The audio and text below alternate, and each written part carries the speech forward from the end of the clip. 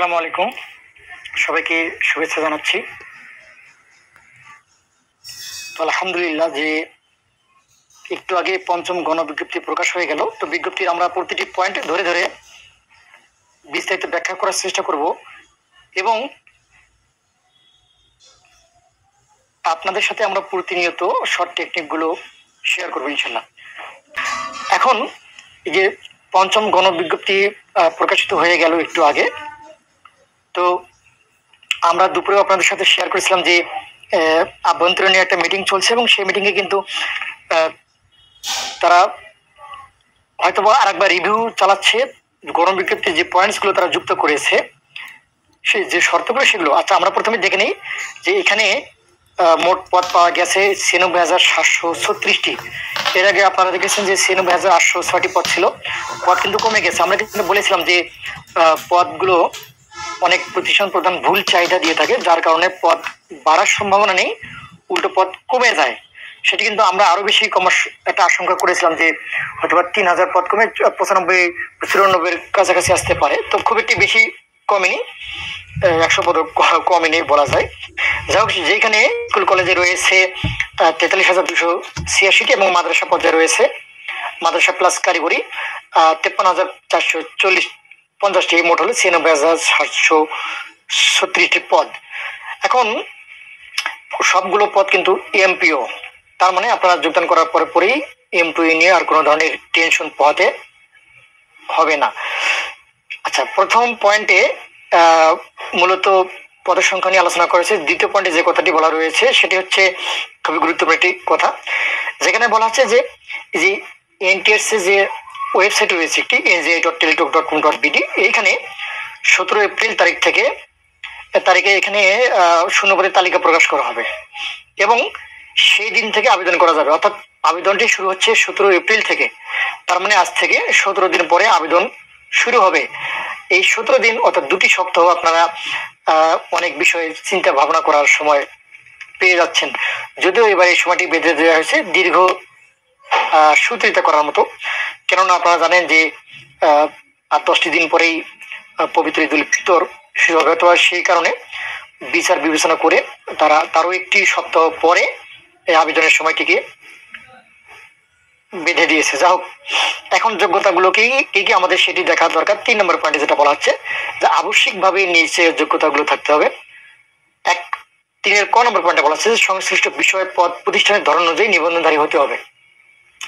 আমরা এর আগে দেখেছি যে প্রতিষ্ঠানের যে ধরন সে অনুযায়ী কিন্তু নিবন্ধন ছিল না, কেননা এক একজন এক এক সাবজেক্ট থেকে পড়ে অন্য সাবজেক্টে নিবন্ধন করতো। এই সুযোগগুলো কিন্তু রহিত হয়ে যাচ্ছে এই ৩-এর ক নম্বর পয়েন্ট অনুযায়ী। জি ভাই, এখন এই শূন্যপদটা দেখা যাবে না, এই শূন্যপদ দেখা যাবে সেই সময়। তবে আপাতত অনুমিত যে শূন্যপদগুলো সেটা আপনারা আইডিয়া একটা পেতে পারেন।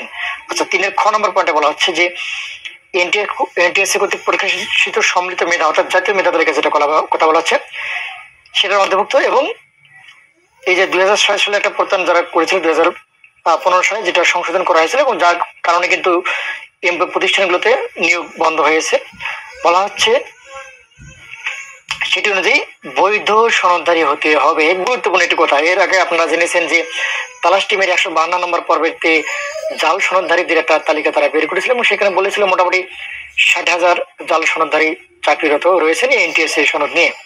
তো এখানে কিন্তু বলা হচ্ছে যে বৈধ সনদধারী হতে হবে, তার মানে অবৈধ বা জাল সনদধারী যারা রয়েছেন তাদেরকে কিন্তু টুটি টুমরো ডিজেবল করে দেওয়া হবে। ঠিক আছে, এটা মাথায় রাখবেন। এবং ৩-এর গ নম্বর পয়েন্টে বলা হচ্ছে যে এমপি নীতিমালা যেটা চা হয়েছে, সর্বশেষ এমপি নীতিমালা সেটি জেনারেল মাদ্রাসা কারিগরি, এটি সর্বশেষ নীতিমালা অনুযায়ী আপনার শিক্ষাগত যোগ্যতা থাকতে হবে। কাম্য শিক্ষাগত যোগ্যতার যেটা চেয়েছে সেটা থাকতে হবে। আচ্ছা, আমরা ৪ নম্বর পয়েন্টে যাই। ৪ নম্বর পয়েন্টে বলা হচ্ছে যে আচ্ছা, সংশ্লিষ্ট বিষয় এবং শিক্ষা প্রতিষ্ঠানে মূলত আবেদন করতে হবে এবং যদি এর কেউ ব্যত্যয় করে তবে তার বিরুদ্ধে আইনানুগ ব্যবস্থা গ্রহণ করবে। অর্থাৎ চতুর্থ গণবিজ্ঞপ্তির যে পয়েন্টগুলো ওখানে ছিল হুবহু সেই পয়েন্টগুলোকে কিন্তু ফটোকপি করা হয়েছে বলা যায়। তবে গুরুত্বপূর্ণ একটা বয়স কথা রয়েছে ৫ নম্বর পয়েন্টে, যেখানে আবেদনকারীর বয়সের কথা বলা হয়েছে যে প্রার্থীর বয়স ১ জানুয়ারি ২০২৪, আমি রিপিট করছি ১ জানুয়ারি ২০২৪ তারিখে বয়স ৩৫ বছর বা তার কম থাকতে হবে। এখন মজার বিষয় হলো যে এর নিচে যারা রয়েছেন জানুয়ারি 1 তারিখে 35 বা তার নিচে যারা রয়েছেন 2024 সালে, অর্থাৎ আজ থেকে যেদিন বিজ্ঞপ্তি আবেদন শুরু হবে সেদিন থেকে 3.5 মাস, তারা 3.5 মাস আগে যারা 35 ক্রস করে গিয়েছেন তারা কিন্তু বিপদগ্রস্ত। তার মানে বয়সের যে ব্যাকআপ সেটি এখানে ধরেন 3.5 মাসই দেওয়া হচ্ছে। ওকে, 6 নম্বরের পয়েন্টে যে বিষয়টি বলা হয়েছে যে আবেদনকারী তিনি স্কুল হোক কলেজ হোক একটি মাত্র পোস্টেই আবেদন করতে পারবেন, একাধিক পদে আবেদন করার কোনো সুযোগ তার নেই। তবে চতুর্থ চক্রের মতো 40টি পদে তিনি আবেদন করতে পারবেন। এবং এখানে যদি 40 পদের বাইরেও কেউ যেতে চান, অর্থাৎ সারা দেশে যেখানে খুশি আমার কর্তৃপক্ষ দিক, সমস্যা নেই, তবে তারা ইয়েস অপশনে ক্লিক দিয়ে রাখতে পারেন। 40-এর বাইরে যারা যেতে ইচ্ছুক না তারা নো অপশনে ক্লিক দিবেন, অর্থাৎ চতুর্থ চক্রের মতোই। 7 নম্বর যে পয়েন্টে যে বিষয়টি বলা হচ্ছে চয়েসের ক্ষেত্রে যে প্রার্থীকে কিভাবে আসলে টেকাবে, যেখানে দুটো বিষয়, একটা চয়েস ক্রম, একটা মেধাক্রম। আমরা আগেও বলেছি যে টেকনিকটা মূলত এখানেই এই 7 নম্বর পয়েন্ট অনুযায়ী এই পয়েন্টটা যে প্রার্থী যে যত সূক্ষ্মভাবে চিন্তা ভাবনা করবে তাদের চাকরি পাওয়ার সম্ভাবনা তত বেড়ে যাবে। মূল খেলা হয় এই 7 নম্বর পয়েন্ট অনুযায়ী। এখানে শূন্য পদ, আপনার মেধাক্রম এবং আপনার পছন্দ ক্রম, এই দুটোকে প্রাধান্য দেওয়া হবে। তার মানে এইখানে ঠান্ডা মস্তিষ্কে ভাব হবে, এরপরে এই রেজাল্ট অনুযায়ী প্রসেস করা হবে। আচ্ছা যাও, এরপরে 8 নম্বর পয়েন্টে যে বিষয়টা বলা হয়েছে যে যদি দেখা যায় যে কোনো প্রার্থী এমন কোনো প্রতিষ্ঠানে চয়েস দিয়েছেন, চয়েস দেওয়ার পূর্বে অবশ্যই তাকে ভালোভাবে সেই প্রতিষ্ঠান সম্পর্কে অবগত হতে হবে, কেননা কর্তৃপক্ষ সেভাবে যাচাই বাছাই করার সুযোগ পায়নি। তার মানে আপনি সুপারিশপ্রাপ্ত পরে গিয়ে দেখলেন সেখানে আপনার বেতন হচ্ছে না, অনেক ঝামেলা হবে। সেক্ষেত্রে কিন্তু বা কাম্য সংখ্যক শিক্ষার্থী নিয়ে রেজাল্ট নিয়ে ঝামেলা, অর্থাৎ ভৌত অবকাঠামো, অর্থাৎ প্রাতিষ্ঠানিক যদি কোনো প্রবলেম হয় তাহলে কিন্তু ওই প্রার্থীর সমস্যা হবে, এমনকি তার এমপিও বাতিল হয়ে যাবে, তার সুপারিশ বাতিল হয়ে যাবে। এই ধরনের কিন্তু একটা এখানে সিগন্যাল দেওয়া হয়েছে। 9 নম্বর পয়েন্টে যে বিষয়টা বলা হয়েছে যে যদি কোনো প্রার্থী স্কুল কলেজ উভয় সনদ থাকে, অর্থাৎ আপনি স্কুলের সনদ রয়েছে, কলেজের সনদ রয়েছে, সহকারী শিক্ষক এবং প্রভাষক দুই জায়গাতে সনদ রয়েছে, তবে আপনি দুটিতে আবেদন করতে পারবেন যদি আপনার ইন্ডেক্স না থাকে। কিন্তু দেখা গেল যে আপনার স্কুল ইন্ডেক্স আছে, স্কুলে আপনার একাধিক সনদ থাকা সত্ত্বেও আপনি 16তম, 17তম, 15তম, 14তম, 12তম হোয়াটএভার যে কোনো সনদ থাকতে এখানে একাধিক আপনি আবেদন করতে পারবেন না, অন্য ব্যাচের সনদে আবেদন করার সুযোগটা রহিত হয়ে গেল। তবে আপনার যদি স্কুল কলেজ দুটোতে এমপিও না থাকে আপনি দুটোতে আবেদন করতে পারবেন। সেক্ষেত্রে আপনাকে কলেজ আগে প্রাধান্য দেওয়া হবে। কলেজে যদি আপনি সুপারিশ প্রাপ্ত হন তাহলে আপনার স্কুলের আবেদনটি অটোমেটিক ডিজেবল হয়ে যাবে। আর যদি কলেজে সুপারিশ প্রাপ্ত না হন সেক্ষেত্রে আপনার স্কুলের আবেদনটা দেখা হবে এবং আপনি সেক্ষেত্রে স্কুলের সুপারিশের একটা সম্ভাবনা থেকে যাবে। আচ্ছা, 10 নম্বর পয়েন্টে বলা হচ্ছে যে এই যে আবেদন ফি 1000 টাকা, এটা পরিশোধ না করলে আবেদন বাতিল হবে, এটাতে বরাবর চতুর্থ চক্রে ছিল। 11 নম্বর পয়েন্টে যেটা বিষয়টা বলা হচ্ছে যে আপনারা যে আবেদন শুরু করবেন 17 তারিখ 17 এপ্রিল, সেদিন থেকে কিন্তু আবেদন ফিটিও পরিশোধ করা যাবে। তবে এটি শেষ হবে 10 মে 2024, অর্থাৎ এদিকে আপনার 13 দিন, ওদিকে 10 দিন, মোটামুটি 23 দিন, 3 সপ্তাহের একটু বেশি সময় ধরে প্রার্থী আবেদন করতে পারবেন। এবং সর্বশেষ আবেদনের অর্থাৎ 10 তারিখ আবেদনের পরেও আরো 72 ঘন্টা সময় থাকবে আপনার এই ফিটি পরিশোধ করার জন্য। দুঃখিত, 9 তারিখ পর্যন্ত আবেদন শেষ হয়, আর 10 তারিখ পর্যন্ত আপনার এই ফি পরিশোধের সময় থাকবে, 24 ঘন্টা সময় দেওয়া থাকবে, 72 ঘন্টা না 24 ঘন্টা। আচ্ছা, এরপরে 11 নম্বর এখানে আরেকটি কথা বলা রয়েছে যে গ নম্বরের একটা অপশন, যাই হোক সেখানে এই ভিডিও গুলোর কথা বলেছে যে কিভাবে আবেদন করবে, কিছু টিউটোরিয়াল দেওয়া থাকবে। যাই হোক আমরা যাচ্ছি না, আমরা যাচ্ছি 12 নম্বর পয়েন্টে, যেখানে বলা হচ্ছে এই যে একটু আগে যে কথা আমি বললাম যে আপনার যদি কোথাও ইন্ডেক্স থাকে সরকারি শিক্ষক পর্যায়ে, অন্য ব্যাচের সনদ থাকলেও আপনি আবেদন করতে পারবেন না। আবার যদি কলেজ ইন্ডেক্স থাকে তাহলে কলেজ পর্যায়ে আপনার অন্য ব্যাচের সনদ থাকলেও আবেদন করতে পারবেন না, এই কথাটি এখানে বলা হয়েছে। তবে সমপদ সম স্কেলের বাইরে আবেদন করার সুযোগ থাকে। ধরেন আপনি কলেজ ইন্ডেক্সধারী, আপনি স্কুলে আবেদন করতে পারবেন, আপনি আবার স্কুল ইন্ডেক্সধারী আপনি কলেজে আবেদন করতে পারবেন, সেই সুযোগ থাকছে। আচ্ছা, যে কথা কিন্তু 13 নম্বর পয়েন্টে বলা হচ্ছে, ঠিক আছে। 14 নম্বর পয়েন্টে যে বিষয়টা বলা হচ্ছে যে এরপরেও যদি কখনো কোনো প্রার্থী তার ইন্ডেক্স আছে, তার ইন্ডেক্সে গোপন করে হাইড করে তিনি যদি আবেদন করেন তবে ইন ফিউচারে তার সুপারিশটি বাতিল হবে এবং তার এমপিও বাতিলের জন্য যথাযথ কর্তৃপক্ষের কাছে সুপারিশ করা হবে। দুঃখিত। চতুর্থ গণবিজ্ঞপ্তিতেও কিন্তু এই পয়েন্টটি যুক্ত ছিল। আচ্ছা, 15 নম্বর পয়েন্টে যেটা বলা হচ্ছে যে এমপি নীতিমালার একটা কথা বলা হয়েছে যে কেউ যদি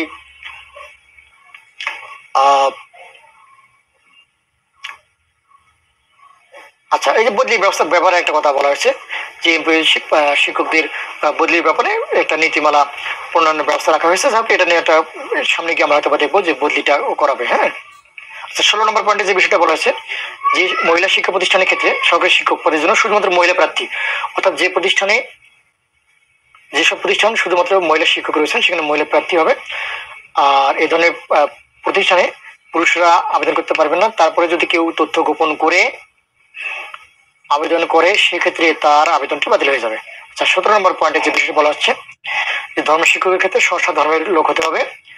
18 নম্বর পয়েন্টে যে বিষয় বলা হচ্ছে যে যখন আপনারা আবেদন করবেন আবেদনের সময় আপনার নামের বানানগুলো যেটা এনটিএস এর সনদে রয়েছে সেই বানানের অনুরূপ না হলে বা ভুল বানান ব্যবহার করলে কম্পিউটার প্রসেসিং এ বিভ্রাট যদি ঘটে সেক্ষেত্রে কর্তৃপক্ষ কিন্তু দায়ভার গ্রহণ করবে। অর্থাৎ যে এরকম বানান আছে এরকম থাকবে, ভুল হলে সেটা দায়ভার করতে আবেদনকারীর কর্তৃপক্ষ কিন্তু এটা গ্রহণ করবে না। আচ্ছা, 19 নম্বর পয়েন্টে যে বিষয় বলা হচ্ছে যে ফিমেল কোটা প্রদর্শিত হবে যেসব পদের বিপরীতে শুধু মহিলা প্রার্থী আবেদন করবে, এখানে পুরুষ আবেদন করতে পারবে না। আর কিন্তু যেখানে জেনারেল রয়েছে সেখানে নারী পুরুষ উভয় আবেদন করার যোগ্যতা রাখে। আচ্ছা, 20 নম্বর পয়েন্টে যে বিষয়ে বলা হচ্ছে যে প্রার্থী আবেদন করার সময় তার নিজস্ব মোবাইল নম্বর এবং সচল ইমেইল ব্যবহার করবেন, অ্যাক্টিভ ইমেইল। কারণ যখন পুলিশ ভেরিফিকেশন হবে তখন কিন্তু এই ধরনের আপনার মোবাইল নাম্বারে এবং ইমেইলে বা শুধুমাত্র ইমেইলে আপনার পুলিশ ভেরিফিকেশন করার সময় ইউজার আইডি এবং পাসওয়ার্ড প্রেরণ করবে। যদি এনটিআরসি এর আগে কিন্তু সবাইকে আচ্ছা ভোটার নিয়ে ভাই যে 13 নম্বর পয়েন্টে আমি আরেকবার রিভিউ করবো, সমস্যা নেই, শেষ করে দিই। আচ্ছা, তার মানে একটা সচল ইমেইল আপনার ব্যবহার করবে। আচ্ছা, 21 নম্বর পয়েন্টে যে বিষয়টি বলা হচ্ছে যে নিয়োগ আবেদন যখন আপনারা পূরণ করবেন অর্থাৎ ফর্ম পূরণ করবেন যথাযথ সতর্কতার সাথে পূরণ করতে হবে, কেননা একবার যখন সাবমিট হয়ে যাবে সেটি কিন্তু সংশোধনের আর সুযোগ থাকবে না। আমরা দেখেছি চতুর্থ চক্রে যখন আপনি টাকা পেড করেছেন, টাকা পেড করার পরে সংশোধনের সুযোগ নেই, টাকা পেড করার পরে কিন্তু একদম। আচ্ছা, সোনিয়া সুলতানা বোন বলছি, আমি বিষয়টি নিয়ে আলোচনা করছি, একটু দাঁড়ান। আমার 23টি পয়েন্ট যখন শেষ হবে, 27টি পয়েন্ট যখন শেষ হবে আপনার প্রশ্নটা আরেকবার করবেন, নাহলে মনে থাকবেন। আচ্ছা, এখন যে বিষয়টি বলা হলো যে যখন সাবমিট হয়ে যাবে চূড়ান্ত ভাবে তখন কিন্তু আর সংশোধনের সুযোগ নেই, তবে এনটিএসএ অফিসে গিয়ে একটা অভিযোগপত্র একটা আবেদনপত্র দেওয়ার মাধ্যমে কিন্তু ডিড অপশনটি চালু করে নেওয়া যায়, সেক্ষেত্রে সংশোধনের সুযোগ থাকে। আচ্ছা, 22 নম্বর পয়েন্টে যে বিষয়টি বলা হচ্ছে যে সকল বৈধ আবেদনকারী অনলাইনে সফলভাবে আবেদন পেশ করার পরে একটা স্বয়ংক্রিয়ভাবে এসএমএস পাবেন এবং এসএমএস পাওয়ার পরে আপনি যে আবেদনটি করলেন আপনার আবেদনের কপি সংরক্ষণ করতে হবে প্রিন্ট করে। আপনি প্রিন্ট করে সংরক্ষণ করতে পারেন আপনার মোবাইল বা কম্পিউটার থাকলে, সেখানে আপনি একটা সফট কপি রেখে দিতে পারেন আপনার পরবর্তী কার্যক্রমগুলো চালানোর জন্য। 23 নম্বর যে পয়েন্টে যে বিষয়টি বলা হচ্ছে এই যে জীবন বৃত্তান্ত যে পুলিশ ভেরিফিকেশন ফর্ম যে প্রাথমিকভাবে যখন বাছাই হবেন, এক্ষেত্রে কিন্তু দেখা যাবে যে প্রতিষ্ঠান প্রধানের কাছে একটা সুপারিশ পত্র মূলক একটা এসএমএস প্রেরণ করবে এবং অবগত করাবে আপনার ব্যাপারে যে এরকম একজন প্রার্থীকে আপনার প্রতিষ্ঠান টেকানো হলো। আচ্ছা, 24 নম্বর পয়েন্টে যে বিষয় বলা হচ্ছে যে নিয়োগ সুপারিশে বর্ণিত সময়সীমার মধ্যে কোনো শিক্ষা প্রতিষ্ঠান সুপারিশকৃত প্রার্থীকে নিয়োগপত্র প্রদানে ব্যর্থ হয়, এখানে একটা সময় বেঁধে দেওয়া হবে প্রতিষ্ঠান প্রধানকে। তাহলে কি করবেন, এমপিও নীতিমালা অনুযায়ী ওই শিক্ষা প্রতিষ্ঠান প্রধানের এমপিও স্থগিত বা বাতিলকরণ এবং ম্যানেজিং কমিটি গভর্নিং বডি বাতিলকরণের জন্য প্রয়োজনীয় ব্যবস্থা গ্রহণ করা হবে। এইবার এই 24 নম্বর পয়েন্টে খুবই গুরুত্বপূর্ণ একটা কথা যুক্ত করে দেওয়া হয়েছে যেটা এর আগে ছিল না। এর আগে আমরা দেখেছি যে চতুর্থ চক্রেও অসংখ্য প্রার্থী যখন জয়েন করতে গিয়েছেন সেখানে কি এক ধরনের ভোগান্তি, প্রতিষ্ঠান প্রধান এবং ম্যানেজিং কমিটি তাদের এক ধরনের চাপ দিচ্ছে যে আপনারা এই ধরনের একটা অ্যামাউন্ট প্রতিষ্ঠানের উন্নয়নের জন্য দেন বা যে কোনো কাজে দেন, তারপরে আপনাদের যোগদানটা কমপ্লিট হবে। তো এবার কিন্তু একদম বলা হচ্ছে যে কোনো ধরনের হয়রানি যদি করে তাহলে প্রতিষ্ঠানের প্রধানের বেতনের স্থগিত বাতিল, এমনকি কমিটি ভেঙে দেবে, ম্যানেজিং কমিটি ভেঙে দেবে, বাতিল করে দেবে কিন্তু শুধু বেতন স্থগিত না, এমপি স্থগিত না, এমপি বাতিল করারও কথা এখানে বলা হয়েছে। আচ্ছা, 25 নম্বর পয়েন্টে যে বিষয়টা বলা হয়েছে যে প্রতিষ্ঠান প্রদান কর্তৃক দাখিলকৃত শূন্য পদের চাহিদা সংশ্লিষ্ট মাধ্যমিক শিক্ষা অফিসার জেলা শিক্ষা অফিসারের মাধ্যমে সংগৃহীত হয়। ভুল চাহিদা জড়িত কারণে সুপরিচয় কোনো জটিলতার সৃষ্টি হলে এনটিআরসি দায়ভার নেবে না। যদি আমরা দেখেছি যে প্রথম না দ্বিতীয় বিজ্ঞপ্তি থেকে চতুর্থ বিজ্ঞপ্তি পর্যন্ত প্রত্যেকটি গণবিজ্ঞপ্তিতে যারা অভিযোগ দিয়েছেন যে আমার চাহিদা ভুল হয়েছে কিংবা আমি জয়েন করার পরে বেতন হচ্ছে না, এনটিএসএ তাদের কিন্তু নতুন করে আবার রিসুপারিশ বা রিকমান্ড করেছে, যার প্রেক্ষাপটে একটা ভালো প্রতিষ্ঠানে যারা গিয়েছেন। ইভেন এই যে চতুর্থ চক্রের আবেদনের প্রেক্ষাপটে গত সপ্তাহে কিন্তু এরকম অনেককেই রিসুপারিশ করা হয়েছে। হয়তো বা পঞ্চমে করতে পারে, তবে তারা যে দায়ভার নেবে না তাদের উপর থেকে সে দায়ভার সরানোর বিষয়টি কিন্তু এই 25 নম্বর পয়েন্টে বলা হয়েছে। 26 নম্বর পয়েন্টে যে বিষয়টি বলা হয়েছে যে মামলা বা আইনগত কোনো জটিলতার কারণে অনলাইনে প্রকাশিত বিজ্ঞপ্তির কোনো পদে নিয়োগ প্রদান সম্ভব না হলে বর্ণিত কারণে এনটিএসএ দায় থাকবে না। অর্থাৎ যদি কোনো কারণে দেখা যাচ্ছে যে একটা অনেক কিন্তু মামলা এই মুহূর্তে রানিং এ রয়েছে এনটিএসএর বিরুদ্ধে, আরো মামলা হতে পারে, তো এই ধরনের মামলা হলে কিন্তু হয়তো বিজ্ঞপ্তি ঝুলে গেল, স্টে হয়ে গেল কিংবা লেন্দি হয়ে গেল, তো যা কিছু হোক না কেন এই জন্য কোনো ধরনের দায়ভার তারা নেবে না। এমনকি যদি কাউকে সুপারিশ করার প্রয়োজন সম্ভব না হয় সে দায়ভার কিন্তু এনটিআরসি নেবে না। 27 নম্বর এবং সর্বশেষ পয়েন্টে যে বিষয়টা বলা হচ্ছে যে এই বিজ্ঞপ্তি যে কোনো শর্ত প্রকাশিত এনটিআরসি যে কোনো সময় সংযোজন বিয়োজন পরিবর্তন স্থগিতের অধিকার সংরক্ষণ করে, এটা সব কথা বলা সব জায়গায় বলা হয়েছে। আচ্ছা, এখন এই জায়গায় যে যে সনদের মেয়াদ নিয়ে যে কথাবার্তা হচ্ছিল এরকম কোনো পয়েন্ট কিন্তু আপনারা এখন পর্যন্ত পাননি যে কে আবেদন করতে পারবে আর কে পারবে না। তার মানে বলা হচ্ছে 1 জানুয়ারি 2024 যারা 35 বা তার নিচে রয়েছেন সবাই আবেদন করতে পারবেন। এখন পর্যন্ত বিজ্ঞপ্তিতে এমন কোনো পয়েন্ট যুক্ত করা নেই যার মাধ্যমে কোনো ধরনের ব্যাচকে এখানে বাতিল করে দেওয়া হলো। আচ্ছা, এরপরে এক বোন কি যেন প্রশ্ন করছিলেন, সোনিয়া সুলতানা বোন, ও আচ্ছা সেম রোল। হ্যাঁ, যদি দেখা যাচ্ছে 2 জন প্রার্থী বা 3 জন প্রার্থী বা একাধিক প্রার্থীর রোল এক হয়ে গেছে সেক্ষেত্রে তিনি বিপদগ্রস্ত হবেন কিনা। দেখুন, আপনাদের রোল এক হতে পারে, ব্যাচ কিন্তু এক না। একই ব্যাচে একই রোল 2 জনের বা 3 জনের হবে না। উদাহরণ দিচ্ছি আমি 17তম দিয়ে। 17তমের একজনের যে রোল রয়েছে সেম রোল 17তম আর কারো হবে না। হতে পারে 16তম বা 14-15 অন্য কোনো ব্যাচের সাথে মিলতে পারে, কিন্তু একই ব্যাচে মিলবে না। সেক্ষেত্রে 100% টেনশন মুক্ত থাকবেন ইনশাল্লাহ। আচ্ছা, আমি 13তম পয়েন্ট আরেকবার রিভিউ করছি, গুরুত্বপূর্ণ একটি পয়েন্ট যেখানে বলা হচ্ছে যে এমপিভুক্ত প্রার্থীর একটি পর্যায়ে ধরেন আপনি স্কুল পর্যায়ে অথবা কলেজ পর্যায়ে যদি একাধিক সনদ থাকে তাহলে উক্ত প্রার্থী কিন্তু একই পর্যায়ে আবেদন করতে পারবেন না। সহজ করে বলি, আপনি একজন এমপিভুক্ত শিক্ষক 10তম এনটিআরসি সনদ দিয়ে, কিন্তু আপনি 14তম এবং 17তম আরো 2টি সনদ অর্জন করেছেন সহকারী শিক্ষক পর্যায়ে, আপনি 10তম সনদ দিয়ে এমপিভুক্ত হয়েছেন, বেতন তুলে খান, তাহলে আপনি আপনার 14তম এবং 17তম যে সনদ রয়েছে এই সনদ দিয়ে আর আবেদন করতে পারবেন না। সোজা কথা, একাধিক সনদ থাকলে আবেদন করার সুযোগ শেষ। শুধুমাত্র স্কুলে ইন্ডেক্স আছে কলেজে আবেদন করতে পারবেন, কলেজে ইন্ডেক্স আছে স্কুলে আবেদন করতে পারবেন। তার মানে কলেজ হোক স্কুল হোক যারা এমপিভুক্ত তাদের আরো যদি সনদ থাকে সেই সনদগুলো দিয়ে আবেদন করার সুযোগ রহিত হয়ে গেল। কথা ক্লিয়ার? আবেদন করার সুযোগটা নাই। আচ্ছা, সোনিয়া সুলতানা বোন, জি আপনার জন্য অনেক দোয়া, আশা করি আল্লাহ তাআলা আপনাকেও ভালো রাখবে। তো এই গেল পঞ্চম গণবিজ্ঞপ্তির 27টি পয়েন্টের ব্যাখ্যা। তবে মূল পয়েন্ট কিন্তু 27টি না, মূল পয়েন্ট এখানে 5 থেকে 7টি। এই যে 13 নম্বর পয়েন্ট একটি, 5 নম্বর পয়েন্ট একটি, এরকম 5-7টি পয়েন্ট রয়েছে মূল পয়েন্ট। যেখানে যে প্রতিষ্ঠান প্রধানের উপর কথা বলা হয়েছে 23-24 পয়েন্টে 5 থেকে 6টি পয়েন্ট হচ্ছে মূল পয়েন্ট, যে পয়েন্টের আলোকে কিন্তু আপনাদের ভবিষ্যতে চাকরি বাকরি বিষয়গুলো নির্ভর করবে। তবে আমরা বারবার বলছি যে আমরা ইনশাল্লাহ আপনাদের সাথে টেকনিকগুলো শেয়ার করব। তবে বয়সে ফ্রেমওয়ার্কের বাইরে যে ভাই বোনেরা চলে গেলেন আসলে তাদের জন্য সমবেদনা জানানো ছাড়া আমাদের পক্ষে কিছু নেই। আমরা আশা করেছিলাম যে কমপক্ষে 6 মাসের একটা বয়সে ব্যাক ডেট আপনারা হয়তো পেয়ে যাবেন, সেটি কিন্তু আর সেভাবে কর্তৃপক্ষ দিল না। এখন এখানে করার কিছু নেই, কর্তার ইচ্ছা কর্ম, তারা যেভাবে ভালো মনে করেছে সেটাই করেছে। আসলাম একাডেমি ভাই, যদি আপনার ইন্ডেক্স থাকে সমপদ সম স্কুলে আপনি পারবেন না। আপনি স্কুলে ইন্ডেক্স আছে, স্কুলে আবেদন করতে পারবেন না, আপনার আলাদা সনদ থাকলেও। কলেজে ইন্ডেক্স আছে, আপনি কলেজে আর আবেদন করতে পারবেন না আলাদা সনদ থাকলেও। না ভুটানি মেদ ভাই, ইন্ডেক্সধারীদের জন্য শুধু না, 35+ যারা হয়ে যাবে ওই 1 জানুয়ারি 2024, তারা ইন্ডেক্সধারী হোক আর নন ইন্ডেক্সধারী হোক, তারা কিন্তু আবেদন করার সুযোগটা হারিয়ে ফেললো। আচ্ছা, এখন এই শূন্যপদ এটা কিন্তু আপনারা জানবেন সেই 17 তারিখ থেকেই, হয়তো তার 2-1 দিন আগেও দিতে পারে, 14-15 তারিখেও শূন্যপদটা দিতে পারে।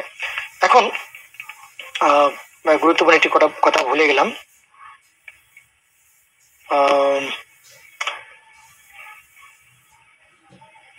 কথাটি।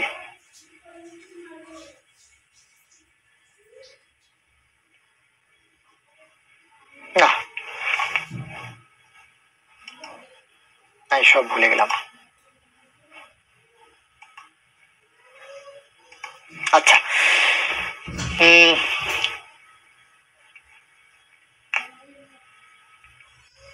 ও মনে পড়ছে, কার মনে এটা প্রশ্ন হতে পারে যে ভাই আজকে বিজ্ঞপ্তি দিল, তো এতদিন পরে কেন আবেদন শুরু হবে 17 দিন পরে? ভাই আমরা কিন্তু আপনাদের সাথে আগে শেয়ার করেছিলাম রেকর্ড, যে গত 28 তারিখ থেকে যে জেলাগুলোতে এনটিএস এর সনদ পৌঁছেনি, 17তম সনদ, সেই জেলাগুলো থেকে সনদ তোলার একটা সময় দেওয়া হয়েছিল যে 28 তারিখ থেকে আপনারা সনদ তুলতে পারবেন। কিন্তু আমরা আজকে দুপুর পর্যন্ত অসংখ্য প্রার্থীর কমেন্ট পেয়েছি, মেসেজ পেয়েছি যে তারা এখনো সনদ হাতে পাননি, তারা জেলা শিক্ষা অফিসে গিয়ে ঘুরে ঘুরে আসছেন, সনদটা হাতে পাচ্ছে না। এবং অনেক জেলা শিক্ষা অফিস থেকে বলা হয়েছে যে সনদ এখন পাইলেও আপনারা ঈদের পরে তুলতে পারবেন। তো হয়তো বা এই কারণে কর্তৃপক্ষ চিন্তা করেছে যে আবেদনটা পরেই যাক, কেননা যেহেতু সনদ অনুযায়ী আবেদন করতে হবে, সনদ দেখে দেখে। ঠিক আছে, যাই হোক, অবশেষে আপনারা 5ম গণবিজ্ঞপ্তি পেয়ে গেলেন। কর্তৃপক্ষ কথা রেখেছে, আমরাও যে আপডেটগুলো, স্ট্যাটাসগুলো আপনার সাথে শেয়ার করেছি, সেটিও বাস্তবায়ন হয়ে গেল।